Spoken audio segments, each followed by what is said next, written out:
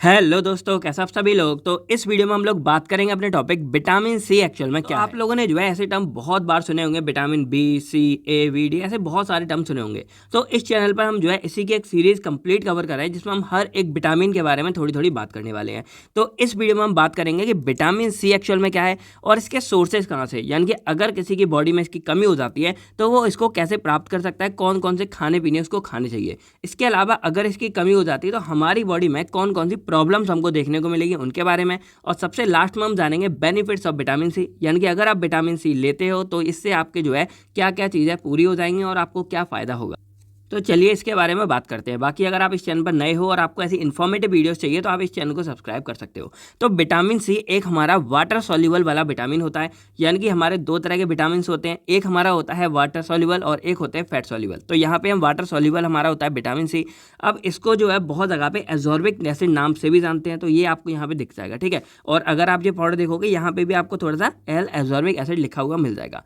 अब ये हमारी बॉडी में एज अ एंटीऑक्सीडेंट की तरह काम करता है। एंटीऑक्सीडेंट एक्चुअल में क्या होते हैं, तो जैसे हमारी बॉडी में बहुत से फ्री रेडिकल्स वगैरह कुछ हो जाते हैं, या मान लो कहीं ऑक्सीजन वगैरह फ्री अगर हो जाता है तो वो ऑक्सीडाइज होकर हमारी बॉडी में मतलब नुकसान वगैरह पहुंचा सकता है। उस टाइम पर क्या होता है कि ये एंटीऑक्सीडेंट जो हमारा होता है वो उस एक्स्ट्रा फ्री रेडिकल या फिर एक्स्ट्रा ऑक्सीजन के साथ खुद रिएक्ट करके और हमको सेफ्टी प्रोवाइड करता है। इसके अलावा ये हमारी बॉडी में इम्यूनिटी को स्ट्रॉन्ग करता है, यानी कि इम्यूनिटी हमारी जो आंतरिक शक्ति है हम लोग जो सहने की सारी के उसको स्ट्रॉन्ग बनाता है। और ये हमको नॉर्मली खाने वगैरह से ही देखने को मिल जाता है, ठीक है।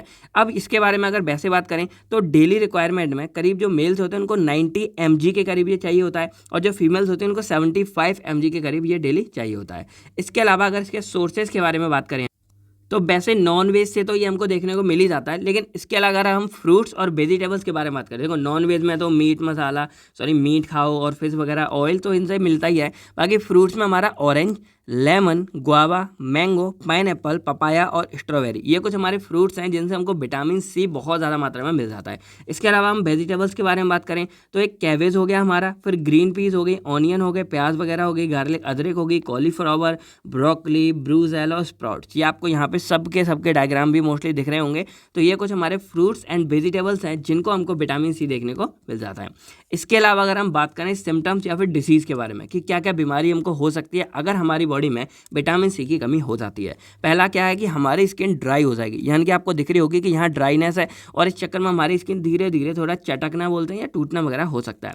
इसके अलावा हेयर फॉल, यानी कि हमारे बालों का टूटना, तो विटामिन सी की भी कमी हो सकती है। इसके अलावा ब्लीडिंग गम्स, यानी कि बहुत ज़्यादा जो हमारे मसूड़े होते हैं ना उसमें ब्लड वगैरह आने लगे या लाल बहुत ज़्यादा हो जाते हैं। इसके अलावा जॉइंट पेन, जो हमारे पूरे बॉडी के जोड़ों पे दर्द, हमारे शोल्डर्स वगैरह, बैक में पेन, ये सब होता है, तो ये हमारा इसका एक रीज़न हो सकता है। और इसके अलावा जो हमारे पैर वगैरह होते हैं, लेग्स होते हैं, यहाँ पे आपको ये रेड रैशेस दिख रहे होंगे, ये भी देखने को मिल जाता है। और सबसे दो मेन इंपॉर्टेंट तो हो ही गए कि एक तो ये हमारी इम्यूनिटी को बढ़ाता है, तो अगर इसकी हमारी कमी होगी तो वीक इम्यूनिटी हो जाएगी और हम लोग बहुत ज़्यादा कमज़ोर, वीकनेस फील करेंगे।